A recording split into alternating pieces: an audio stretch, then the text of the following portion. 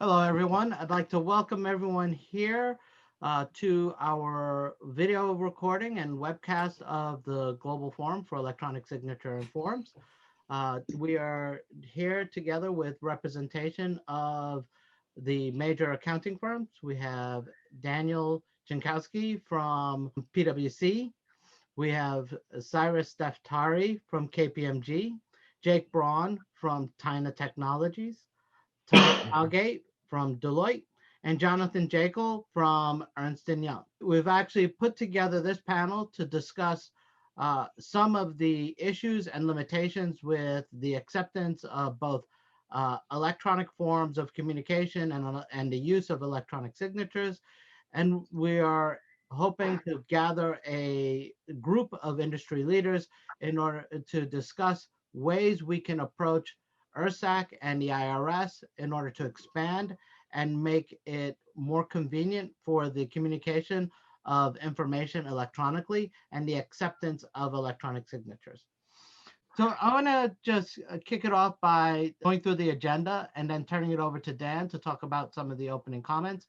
The agenda is we're going to organize some of the working teams to outline changes and clarifications needed from the IRS, agree on topics and approach, discuss the cadence and the medium for conversations. This is the ongoing industry conversations that I had mentioned before, just ensuring that we're able to have the most participation as possible, establish methods for influencing changes to the current rules, and coordinating feedback into the Information Reporting Service Advisory Council.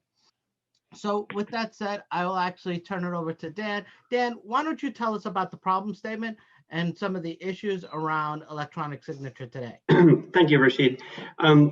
So I'm Daniel from PwC in the UK, and we're under lockdown at the moment. And while it brings challenges in terms of homeworking, it also gives us some unique opportunities to reimagine the present and think about the art of the possible. And I've spoken with a number of clients around, how they really miss being able to kind of meet together and think about things, the blue sky thinking and the big piece of paper. So hopefully we can do a little bit of that today. Some of you may have been on what I'll call lockdown adventures. And what I mean by that is finding, processing, filing, tax documentation with a wet signature. It's really a challenge in a number of different circumstances. And to get to the origin of this, I've looked at the history, and I think you got to go back to ancient Sumeria. They have the first language, or the oldest language, in which we can read today. And they're the ones who came up with the first signature in 3500 BC. So this goes back a little way, so stay with me for a minute. What did the signature do? Well, it solves a couple problems. Who created the document tells us that. Did they understand it? Gives us some clues. And importantly, the signature gives us some additional clues in terms of whether the document was tampered with. Now, the conversation today is about e-signatures, and we're focused specifically on a number of US tax issues, but I want to take it back a little bit further because this is not fundamentally an issue that's specific to the IRS. A number of global tax authorities struggle with this, and we've seen it in our practice in terms of relief at source markets and reclaim markets. Wet signatures are a problem, and lockdowns and COVID-19 have exacerbated that problem. And when we always have problems, we think about solutions, right? And there's a whole bunch of technology advances which take us a long way from ancient Sumeria. And the thought here is there a way that we could knit these together? And so we have digital IDs today that can be verified, validated, and authenticated. We have really good ways to look at provenance. And by provenance, I mean, this is a term that kind of originates from sort of the art market, making sure that things aren't forged, that they're original, and that they haven't been reproduced. And then the third bit of technology in terms of separating us from ancient Sumeria is that we've got self-executing contracts, which allow us to automate the process. And so by putting these kind of tools and others together, we can do things quicker, we can reduce the risk, and we've got full traceability all the way through the process. And so if this is potentially a common solution to the problem I've identified, what does good look like? And so what I've done on this slide here is I've identified a couple of what I'll call design principles, which are essentially what does good look like. And we think that, in terms of the blue sky thinking, there could be a huge amount of good work done to come up with a global solution. And these are the kind of things that we think are important to it. It needs to have wide application, needs to have flexibility. Authentication is very important. In terms of usability, design, the customer journey, things are important there. Demonstrating consent, the intent to sign, the format of the e-signature, embedding it, attaching it to the signer, and then cryptographic mechanisms to secure it against tampering. And then finally, an audit trail. So these are just some of the ideas that I think this working group could usefully explore in more detail. But as I mentioned, today we're focused more on the US specific issues. So maybe Rasheed, I'll hand back to you and we can do a kind of a more detailed dive into the topic today. Yep. So as we talk about that, we are talking about expanding the use of electronic signatures. Obviously from our standpoint, the use of electronic signatures, we'd like to have some additional forms, especially from the financial services industry. We know that right now we can't file 1042s, 941, 945s, which are standard documents that have very basic fill-in applications, but still cannot be executed electronically. Would like to see the allowance of some of the attestations for 302B, 305C included in our overall process. From that standpoint, I'd like to get some of the feedback from the group around what are some of the things that you've experienced, some of the areas where we think that we should be targeting and looking at forms that should, and on a going forward basis, continue to use electronic signature. So Cyrus, why don't we start with you?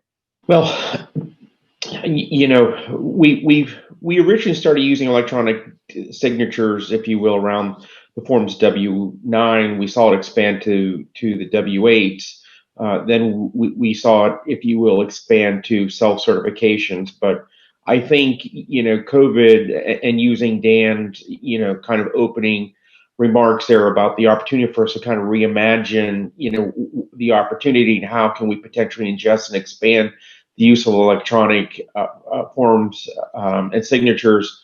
When I think about what's happened with COVID, a lot of people were really struggling with what do they collect, how do they collect it.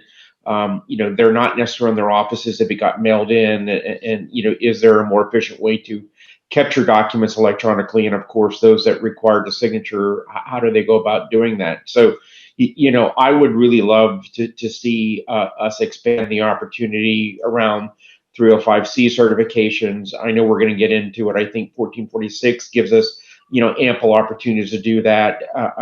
Can we receive, POAs that way? Can we sign other, if you will, tax documents, the returns, even taking the 1042 this year? I know a lot of people, maybe they've got a 4-hour review and they've got a control process before somebody can sign it, and getting it signed and getting the sign-offs this year, I know, was challenging for some people, and they were worried, how can they do it? Can they electronically sign? So, I think a lot of people this year did take some liberties around how and what they signed electronically, even if the signature was their signature on a PDF, if you will, image, which they embedded on a form and submitted. But I would really love to see us, particularly in the information withholding reporting space, to expand it as far as we can.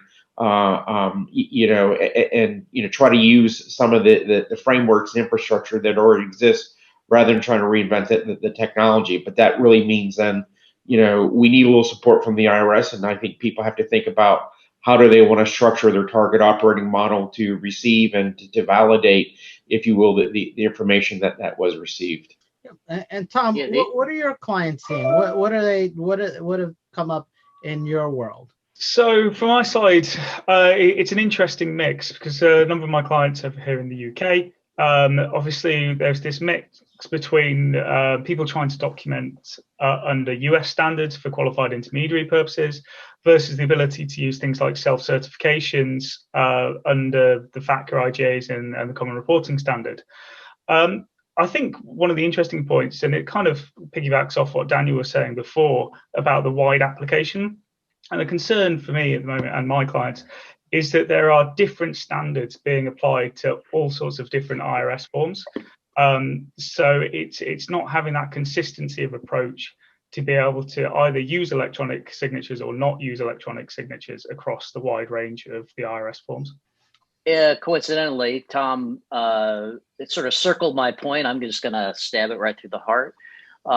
The fact that the regulations are very helpful with respect to W-8s, you can basically get them in a way that makes sense to customers, and to, a business process can be built around, having a system, getting them emailed.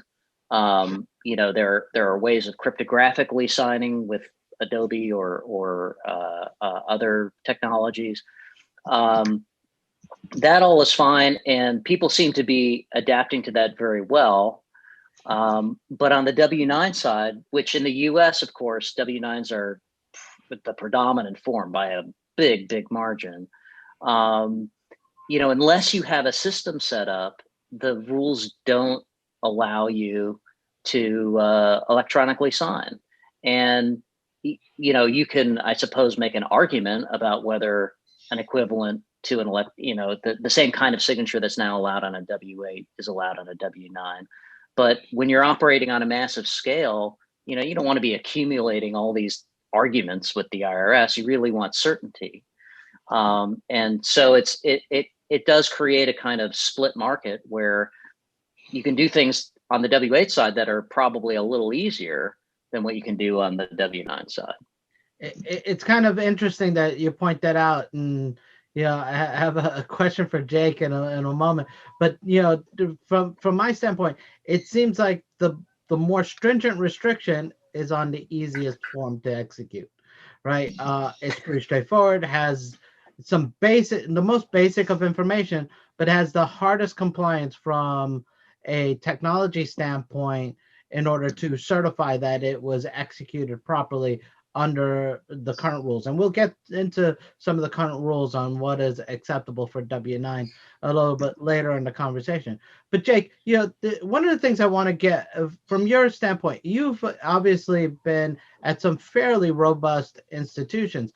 They've deployed electronic signature in other capacities, in addition to utilizing it for tax purposes. How accepting are the customers to executing and signing forms electronically? I think they're very open to it, Rasheed, and it just the ability to put that in place just gets bigger and bigger every year. And I would say that although the rules for the W-9 are ancient and no one really knows what they mean, I think a lot of institutions are getting electronically signed W-9s right now, so long as they're using it internally. If you're onboarding investors, you're opening accounts, I think a lot of people are taking the risk that they can demonstrate that they meet reasonable requirements. But Jonathan's right. There's nothing out there that allows us to do it, really.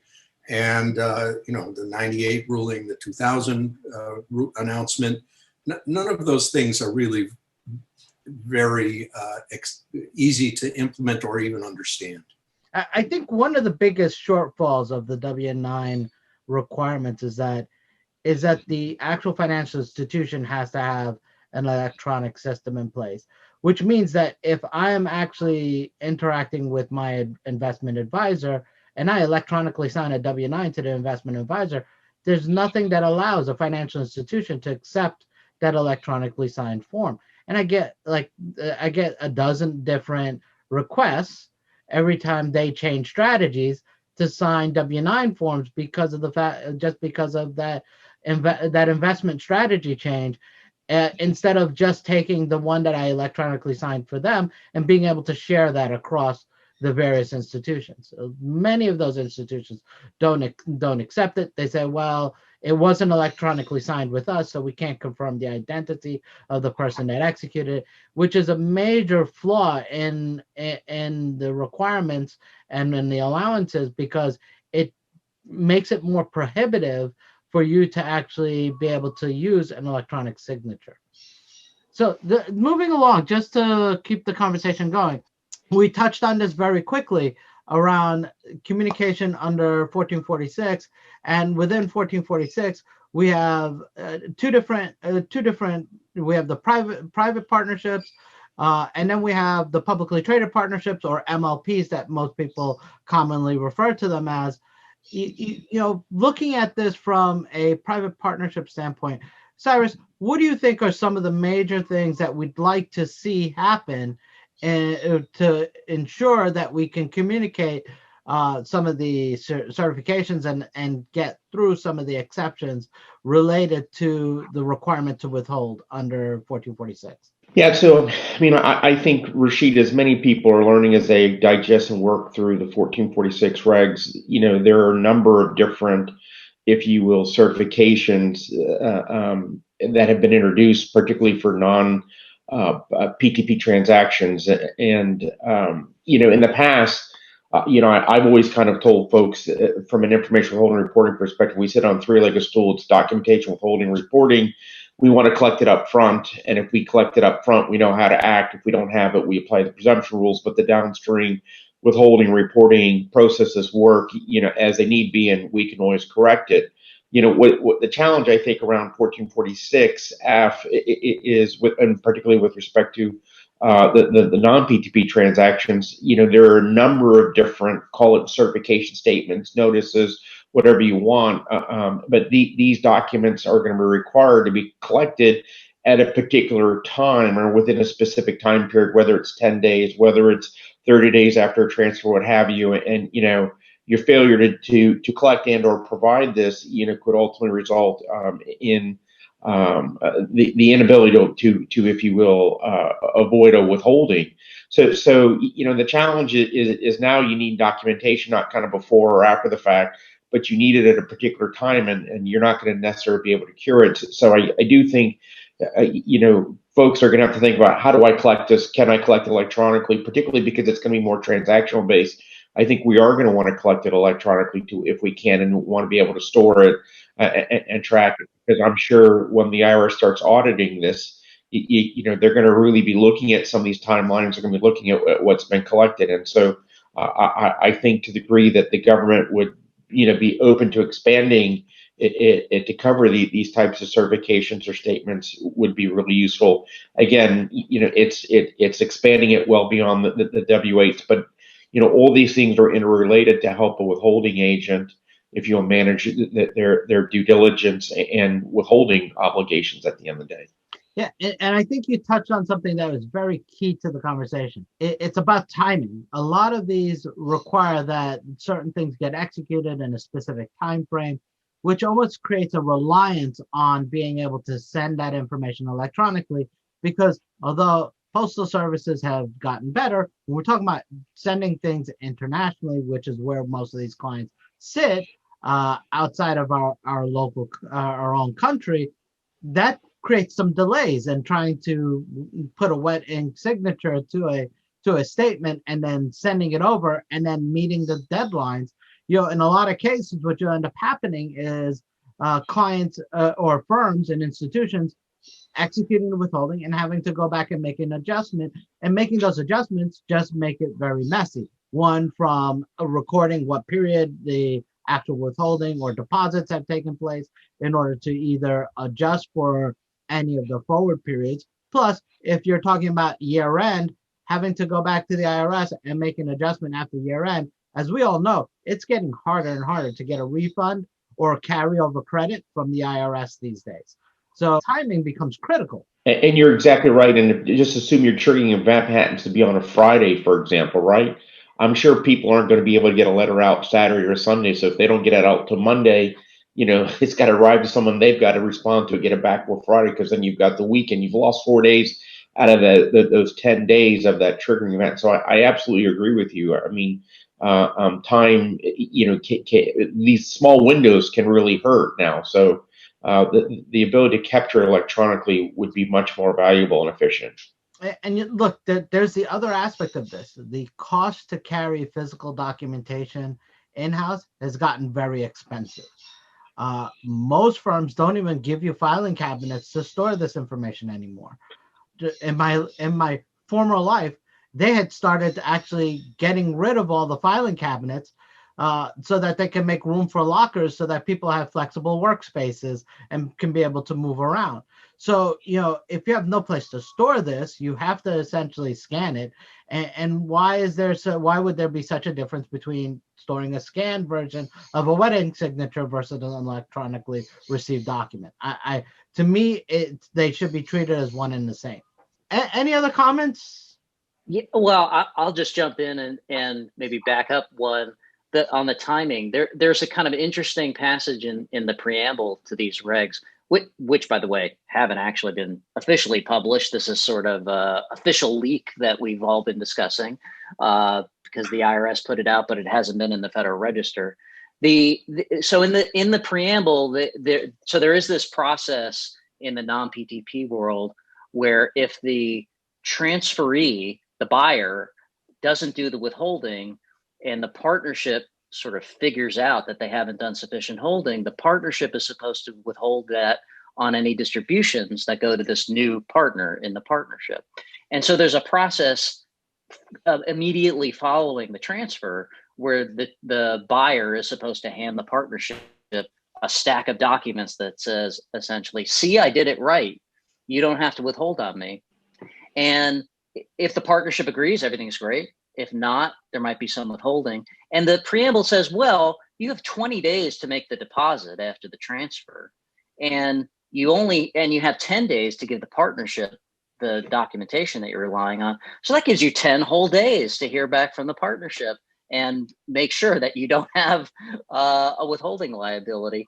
I mean, it just illustrates like how tight these timeframes are. And obviously a 10-day time frame in international mail is not really realistic or reliable anyway. I think it's funny that from a regulatory standpoint, they expect us to turn things around in 10 days, but any communication to Treasury or to the service requires a 30-day window for a response. Right. So moving along, I mean, we talked about the privately held partnerships, but there are publicly traded partnerships as well that have some things are aligned between the two, and there are some differences between what is required of a publicly traded partnership. Jonathan, you want to talk about some of those differences and some of the things that we have to be concerned about as we think about publicly traded partnerships? Yeah, I mean, you can sort of think of the non-PTP side as kind of a bespoke, every deal is going to be a little bit different. Not all of the certifications are going to apply. Like you might have one certification that gets you off the hook in one deal, a different certification in a different deal, and you've really got to think it through. With PTPs, obviously in a public market, you have to operate at a higher scale.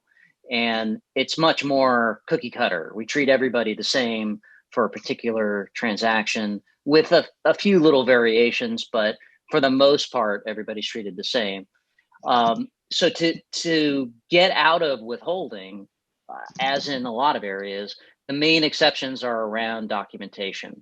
So if you get a W-9, only foreign holders of partnership interests are subject to the withholding. So if you can prove that someone isn't foreign, you're off the hook. You don't have to withhold on them.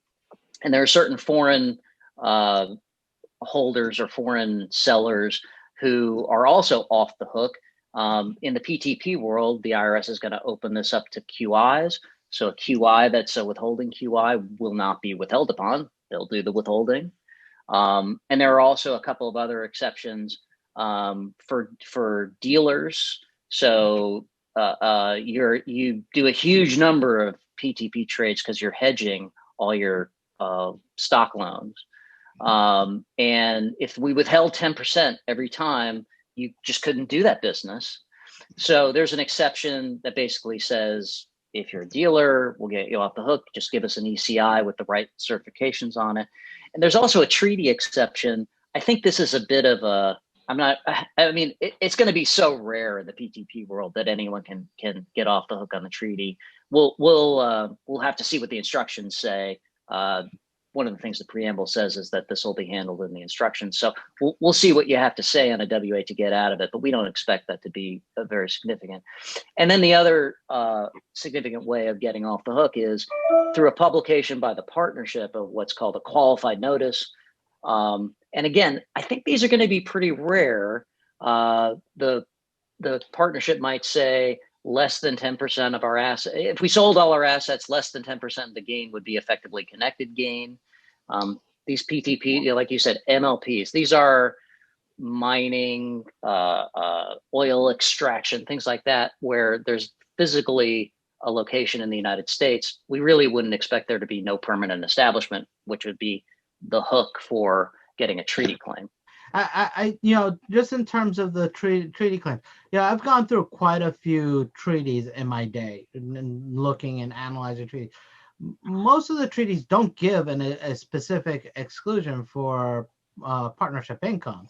I mean, you have specific treaties that define whether or not the income from a partnership would be treated as effectively connected, but typically that's the limit. That's what you're commonly seeing, is how that income would be treated, more so than an explicit exclusion or acceptance that there is a special rate under the treaty, or an exemption under the treaty. It's very rare you'll see that. Yeah, I mean, the way it would work, we think, in theory, is that if the partnership didn't have a permanent establishment, then it would be business income, business profits, or other income under the treaty, and you would make a claim that way. But those types of treaty claims require that you not have a permanent establishment. Mm-hmm. And if you are a partner in a partnership, even a publicly traded partnership, you are attributed all the activities that the partnership is doing. So if the partnership has a permanent establishment, you're stuck as well. So treaties probably less important than, say, on dividends. But we do have all these other exceptions that potentially could apply. The regulations do say you can send documents electronically. In other words, transmission electronically is fine. They don't say anything really about signatures, and again, kind of leaves it in that ambiguous world where, like the W-9, we don't really have anything that says it's okay. We don't have a cross-reference over to the 1441 regs where it is allowed on a W-8 for that purpose. So, you conceivably could have a W-8 that's legitimately signed for 1441 purposes, but it's unclear at this point whether it's legitimately signed for 1446 purposes. And then the other interesting thing about these regulations is that because each broker in the chain might have to withhold on the next broker, there's a documentation issue broker to broker in addition to custodian to customer. Mm-hmm. And there is no, what we refer to in the 1099B world as the DBP exception. There is no DBP exception. And these DBP transactions are how brokers basically clear and settle these trades. So if you're a broker for the seller, this is an important point. If you're on the seller's side of the transaction, you have the money and now you need to pay it on, say, from a clearing broker to the custodian. The clearing broker now has to document the custodian. And so obviously there's another opportunity to exchange or sign documents electronically that way. There's also a provision in here that says, look, if everybody's a member of a clearing organization, like a US clearing organization like DTC, the clearing organization can make the documentation available member to member as long as they provide an opt-out. And that might be an efficient way for these documents to be shared. But it remains to be seen exactly how that's going to work. Yeah, which would mean that you would need you would need to allow for electronic communication of the documentation and some way of permissioning for that electronic documentation to be communicated. Similarly, I know that we have a point here around the qualified notices. Although qualified notices are somewhat inconsistently distributed, and I say inconsistently distributed because some place them on their website, some use the American Stock Transfer to communicate them out. That clearly we've gotten to a point where things like reallocations are communicated on a regular basis using a standard format, and it's done electronically. We need some method or mechanism for qualified notices to be circulated electronically. Jake, Yeah. I know and the you IRS have rejected the idea. Sorry, the IRS rejected the idea of having some kind of central clearinghouse that it might run or that it might be responsible for. So it's up to the industry to figure it out, or allow for the current clearinghouse to actually do it, right? Or for the exchanges to share the information. Yeah, they do. They do require that the notice go to registered holders. So presumably DTC will get it as a registered holder, but beyond that, who knows? Yep. Jake? Yeah, I just wanted to, I know, Jonathan, you thought qualified notices would be rare. That's certainly true in the MLP space, the extractive industries primarily. But there are other PTPs out there that are financial or similar, where there's a very small amount of ECI, if any. Right. So I think that the qualified notices are going to be significant in at least limiting the problem for publicly traded partnerships. Do you agree? It's going to depend on the type of partnership. If they're very clearly under that 10% threshold, for example, or they have no U.S. trader business, it's easier for them to say, all right, we're not taking any liability here. But there are, the other point to consider is the PTP is on the hook if the broker relies on a qualified notice to under withhold effectively. It's the PTP's liability at that point. So I think there will be some caution, and in a lot of cases, the answer is clear. I mean, the 10% exception, for oil and gas, I think they're essentially at 100%. So why even bother? It's not like I wouldn't expect there to be a lot of partnerships at like the 12% level, like, ooh, maybe we could get under this number. So, again, we're going to have to see what the market reaction to this is. Looking forward to January 1st, 2022, I guess. Yeah. Dan, before we move on, from a qualified intermediary, I know you're a lot of your client base are qualified intermediaries. What are you seeing there, from a European market standpoint? How are they approaching the methods that they are trying to target to communicate this information? So there's a lot of outreach in terms of kind of awareness seminars, but I think in terms of the points that were just discussed, there's also a lot of trepidation in the market in terms of QIs, in particular because of the responsible officer certification. So the importance of having an effective compliance program and demonstrable controls and KPIs and KRIs and that, I think that's actually what everybody's worried about. And so given all of the variation, the options, and to some extent the ambiguity in the market, I think these are really the drivers, and there's quite a lot of uncertainty. I mean, these rules are complicated, right? And when you're reading them in a second language and you're working with slightly different systems or a variety of different systems, it just keeps presenting risks. And of course, we know there's going to be a new QI agreement, but we don't exactly know what it's going to say, except sort of the broad outlines. So that's another a bit of a barrier at the moment. So exactly with the 2017 QI agreement, there's no mention of 1446 at all. And from some of the QIs I've been discussing this with, their concern is actually more identifying which products have been PTPs. That are PTPs, because normally they only find this out when they receive their 1042S. Is towards the end of the year. I think there's an inherent problem there in that the original QI agreement was to address Chapter 3. Chapter 3 did not cover all of the rules around NRA.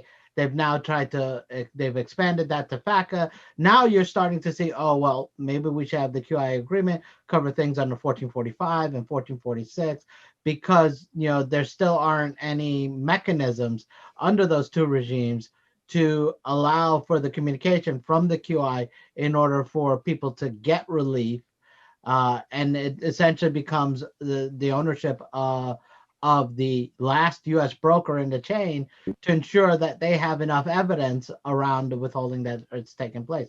I think we're gonna see those QI agreements allow the QIs or expand the remit of what a QI can do and will need to do in order to show that they are properly executing the withholding and doesn't create any upstream dependency. Moving into our final couple of topics, one is around the definition of an electronic system. There are a lot of limitations around definitions of an electronic system. Tom, I want to talk to you really about from a European market standpoint, separate from what the IRS has laid out. What are some of the things that you're seeing that most other governments are accepting as a proper electronic system? Because I think what we'd like to see is try to get more global alignment around what an electronic system and what constitutes an electronic system. Yeah. So when we're looking at this from a non-US perspective, especially when we're looking at Model 1 IGA countries, kind of step away from necessarily needing a wet signature on the forms collecting this information. Obviously, not so when you're using the IRS forms themselves. And it moves more towards a positive affirmation of the information that's being included within the documents. So from what I've seen with clients, especially some of the larger banks where they have online banking and they already have the ability to have someone securely log in, then they're using that to piggyback off that to provide documentation electronically with a positive affirmation and the understanding that the person completing it is the person that they're reasonably certain that it's the right person. Because they've already had to sign in, they may have had to use multi-factor authentication. And because they're comfortable with who it is that's actually making that positive affirmation, they're using that in the same way as a wet signature. Yep. I think with the use of electronic signatures and the deployment of electronic systems, what we're seeing is a vast variety of different technologies being utilized between two-factor authentication and the use of digital certificates. It's become a lot more convenient and easy to create your own digital certificates when interacting with your customers these days, and being able to use either proprietary or third-party two-factor authentication. I mean, what are some of the, looking at the panel here, how are some of your clients currently utilizing those technologies, and where do we see the predominant use or predominant type of method for ensuring that the party who's executing is being utilized? Because that I think is going to drive where the industry would like to go. I'm going to leave it open for anyone that wants to jump in. So I might just say a few things. I'm not sure that it's as successful as people had hoped it would be. So, for instance, if you get an electronic signature, you can do some reasonable checks on it to see if it makes sense. But when you get into the details, you start to look at things, comparing it to the list of authorized signatories and things like this. And so that adds in, additional operational steps. And if those steps aren't taken and carried out, then it creates risk. And so I think there's a desire to really, improve the customer journey, if you will, and make it easier and to make it more efficient and de-risk it. I think there's a lot of options and a lot of solutions, but I'm not sure that anybody's kind of landed on the magical bullet, because each solution has its own advantages and disadvantages as well as benefits. So, Dan, from that standpoint, it sounds like we have to make sure that what we're proposing allows for an open allowance for multiple means of verifying the identity of the person that is accessing the electronic system. But I think one of the things that I've recognized is that there are some standards from not just from our industry but across the use of electronic systems. When I use my phone or my tablet these days, anytime I'm accessing from a new application, there's typically a two-factor authentication where it's going to send a message to something that is already a confirmed method of communication in order to verify my identity by use of a code or some type of passkey that would be utilized. I think from my standpoint, it almost behooves governments and government institutions to start to allow and be able to opine on the use of some of those for purposes of collecting documents that are executed under penalties of perjury, or have specific attestations that are legally binding documents, so that we can start to proceed and progress to collect the information. Because one of the things that we keep hearing is that we want to make it easy for people to get the documentation, so that the proper withholding or proper treatment is applied. Well, in order to make sure that we can get that proper treatment applied, we have to make sure we have systems in place and processes in place that allow for the taxpayer and for the customer to be able to execute. So I work with a lot of clients in the fintech space, and for them, they view the friction with the customer as a very, very important. They want to minimize that to the extent that they can. And they really hate the idea of anything that slows down the sign up process, including things like, verifying someone's identity. And often they want to, hey, sign them up, let them trade, let them, start engaging in the activities right away. And it's always a kind of an interesting discussion about, how much they need to do in order to get comfortable that they're really dealing with, someone who the customer says they are. And it would be, I think, pretty useful to have some standards that everyone could apply, as opposed to, people making a business decision about just what's easiest. So I know we're coming close to time, but I wanted to touch on one last thing. Expanding the types of authentication. We talk about right now the use of electronic signature or digital signatures from a trusted digital certificate.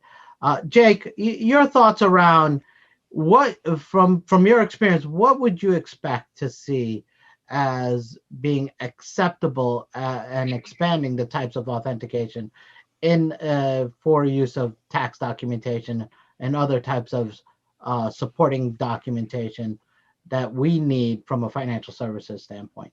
Well, I would say, first of all, there's a difference between what you need when you're receiving the signature in your own system and using it yourself, versus getting the signature and passing the information up to somebody else. And in the latter context, the 1441 rule is actually pretty easy to meet. You get a PDF of a form that someone else collected. It's got what appears to be an electronic signature with a date stamp. You're okay. I don't think we want to lose that. But the real issue is for straight through kind of processing, where you're getting someone getting a certification signed, it's passed on to someone else electronically, and that signature and that certification holds. And I think we have to get the IRS to get in line with the rest of the world, as well as the rules that are accepted in contract, in virtually every situation where people are using Adobe to sign and certify their certificates. The service is just so far behind where the rest of the world is right now that we have to push them to come to the 21st century. And it's going to be an uphill battle for a couple of reasons. One, they're very conservative and they seem to be very concerned. And secondly, they are compartmentalized. If the branch that's dealing with foreign withholding decides to do something in 1441, it doesn't apply to anywhere else in the code. And that's why we have this strange anomaly between W8s and W9s. And, they're just not willing to step outside of their immediate box or attempt to work across branches to get consistent and universal application. So this is going to be a serious challenge, I think, for us.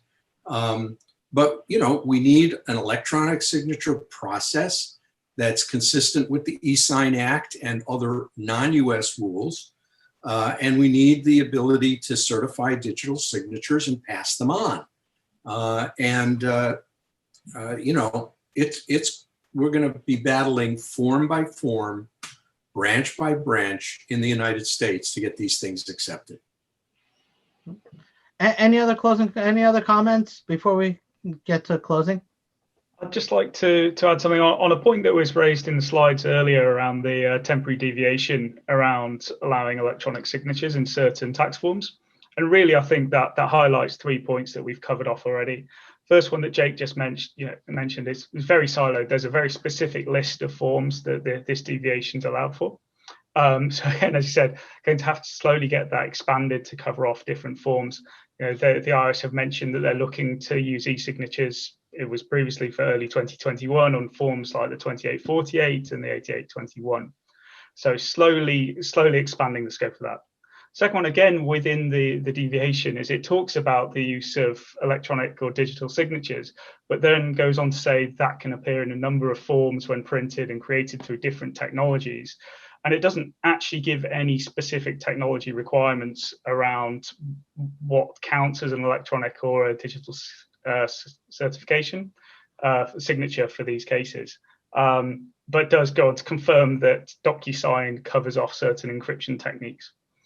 And the final one is, again, these unknown risks. So it seems to be that the IRS keep referring to there being a number of risks with the use of electronic signatures for downstream and for the service, but they don't actually seem to go into details on what those risks are, which makes it very difficult to then frame a response on how each of those can be mitigated.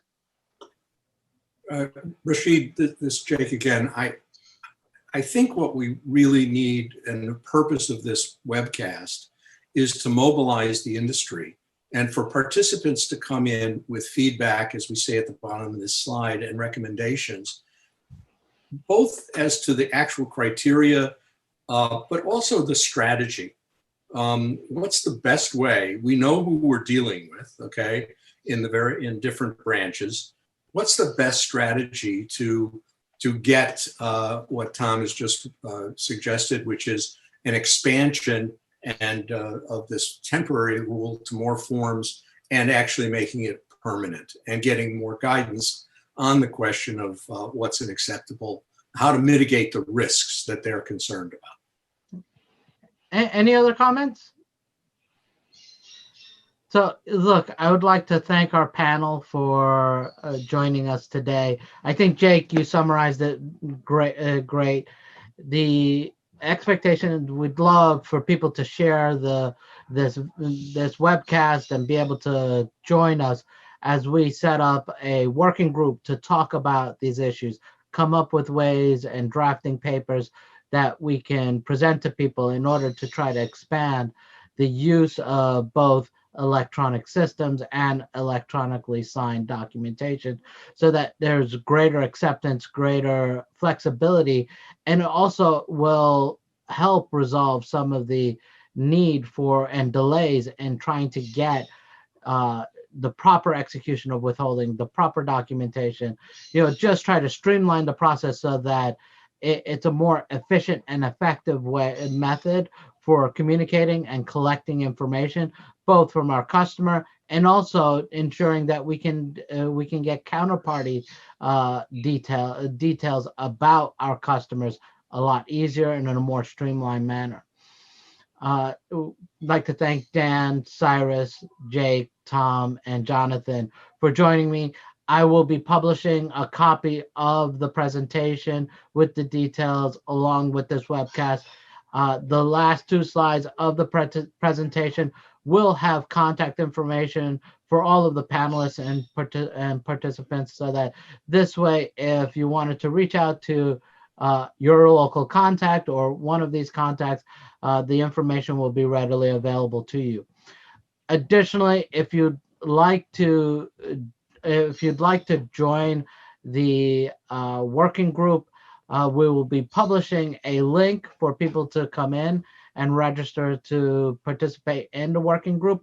And we will obviously make sure that you get communications and further emails. Thank you all.